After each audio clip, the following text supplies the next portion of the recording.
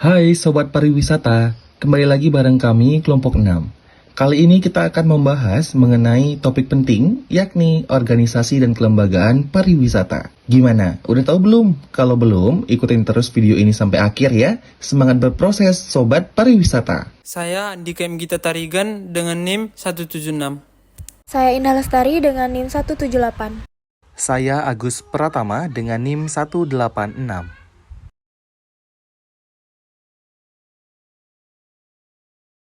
Organisasi Pariwisata Nasional. Mungkin sebagian kita masih terasa aneh mendengar organisasi pariwisata. Mungkin banyak yang bertanya, kenapa sih harus ada organisasi pariwisata? Nah, organisasi kepariwisataan adalah suatu alat pengawasan dan juga pemberian arah dalam pengembangan kepariwisataan baik di tingkat internasional, nasional, maupun regional. Contoh-contoh organisasi pariwisata nasional adalah sebagai berikut. Yang pertama, Persatuan Hotel dan Restoran Indonesia. Kedua, Asosiasi Perusahaan Perjalanan Indonesia. Ketiga, Asosiasi Perusahaan Impresariat Indonesia. Keempat, Perhimpunan Usaha Taman Rekreasi Indonesia. Kelima, Asosiasi Kawasan Pariwisata Indonesia. Keenam, Masyarakat Pariwisata Indonesia. Ketujuh, Ikatan Juru Masak Profesional Indonesia.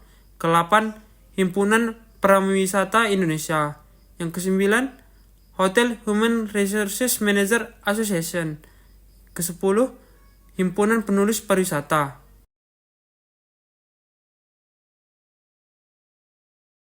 Fungsi organisasi kepariwisataan nasional. Organisasi kepariwisataan umumnya memiliki fungsi yang bervariasi dan manfaatnya terbagi menjadi beberapa aspek, yaitu ekonomi, lingkungan, sosial, budaya, dan politik. Oleh karena itu, diperlukan koordinasi antara departemen karena banyaknya fungsi organisasi yang tergantung pada perencanaannya.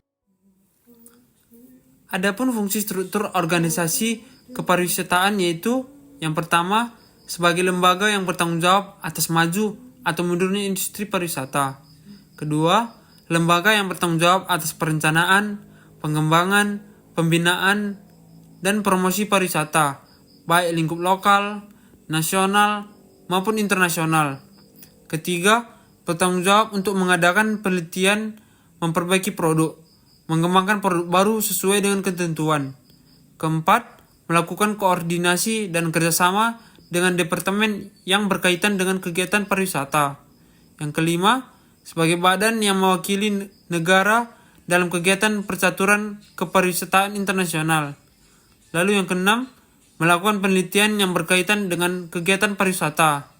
Yang berikutnya yaitu memberikan dan menyebarluaskan arti penting pariwisata dalam sebuah industri pariwisata. Lalu membuat peraturan terhadap pelaksanaan kegiatan pariwisata.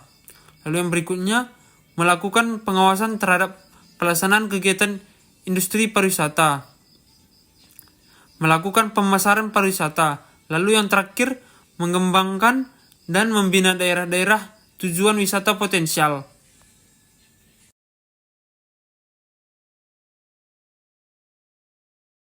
Organisasi Pariwisata Internasional adalah lembaga atau organisasi sebagai wadah yang berfungsi untuk memperlancar kegiatan usaha wisata dan kerjasama antar negara sehingga dapat memahami kepentingan dari masing-masing negara, terutama dalam bidang kepariwisataan. Dengan adanya organisasi kepariwisataan internasional ini dapat memperluas jalinan kerjasama antar negara serta menambah jumlah kunjungan wisata. Secara umum, tujuan organisasi kepariwisataan dunia adalah untuk memajukan sektor industri pariwisata. Namun secara spesifik, tiap-tiap organisasi tersebut memiliki tujuan yang berbeda. Adapun beberapa organisasi kepariwisataan internasional atau dunia, yakni sebagai berikut. Yang pertama yakni World Tourism Organization atau WTO, United Nations World Tourism, yang dimana tujuan dari WTO yakni untuk menstimulasi pertumbuhan ekonomi dan menciptakan lapangan kerja, memberikan insentif dan melindungi lingkungan serta warisan budaya suatu destinasi, mempromosikan perdamaian, serta saling pengertian antar negara di dunia.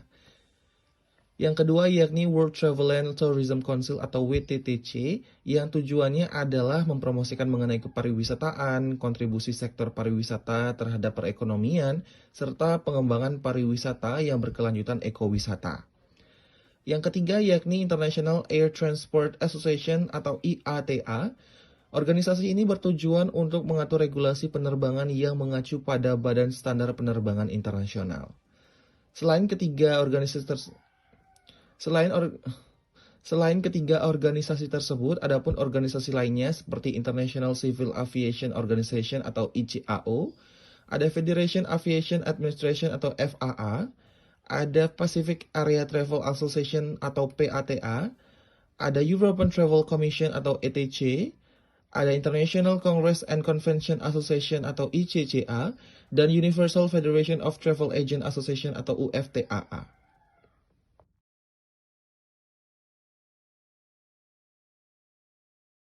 Kelembagaan merupakan keseluruhan pola-pola ideal, organisasi, aktivitas yang dikelilingi kebutuhan dasar.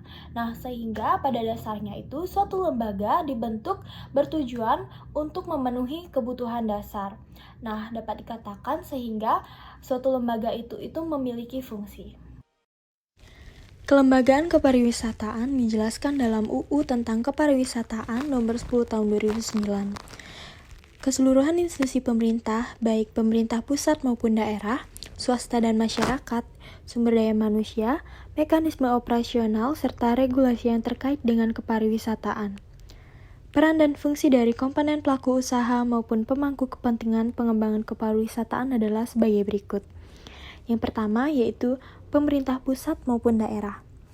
Peran pemerintah di Indonesia di samping berfungsi utama sebagai regulator dalam menentukan norma, standar, prosedur dan kriteria pengembangan kepariwisataan juga masih terlibat secara langsung dalam manajemen pengembangan kepariwisataan.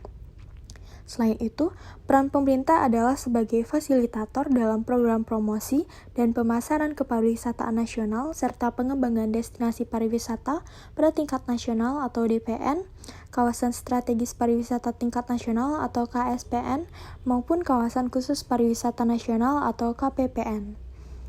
Yang kedua yaitu swasta atau industri pariwisata. Organisasi swasta atau industri juga dijelaskan dalam UU Nomor 10 Tahun 2009, Pasal 1 Angka 7 dan 8, yang berarti orang atau sekelompok orang atau pengusaha yang menjadi penyedia barang dan atau jasa untuk memenuhi kebutuhan wisatawan dan penyelenggara kegiatan pariwisata.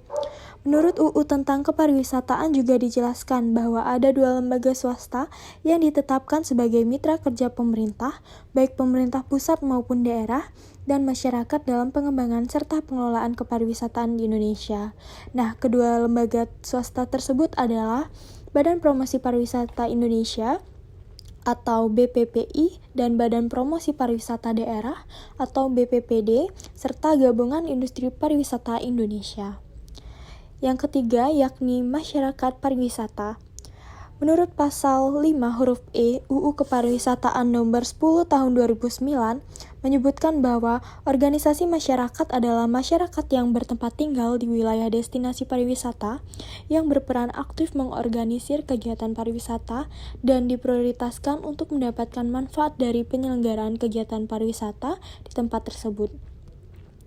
Masyarakat setempat yang berdomisili di sekitar destinasi yang dikunjungi wisatawan memegang peranan yang sangat penting, baik sebagai pelaku usaha tenaga kerja maupun sebagai tuan rumah atau host dalam menyelenggarakan kegiatan kepariwisataan di suatu destinasi.